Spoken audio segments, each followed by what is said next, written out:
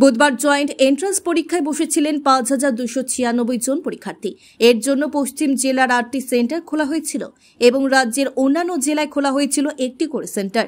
প্রতিটি সেন্টারে পরীক্ষার্থীরা একই সাথে পরীক্ষা দেন। পিসিবি গ্রুপের জন্য ৩,০৪৮ জন এবং পিসিএম গ্রুপের জন্য পরীক্ষায় বসেছিলেন ৬৪৪ পরীক্ষার্থী। তাছাড়া উভয় গ্রুপের জন্য পরীক্ষা দিয়েছেন ১,৬০৪ জন। আচ্ছা, আজ আমরা 23শে এপ্রিল বুধবার জয়েন্ট এন্ট্রান্স পরীক্ষা নিচ্ছি। এবছর টোটাল 5296 পরীক্ষার্থী।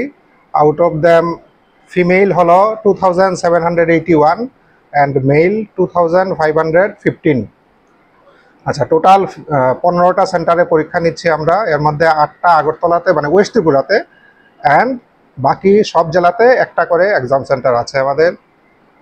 পিসিএম গ্রুপের জন্য পরীক্ষা দিচ্ছে 644, পিসিবি গ্রুপের জন্য দিচ্ছে 3048, and both PCM and PCB দুটোর জন্যই দিচ্ছে 1604।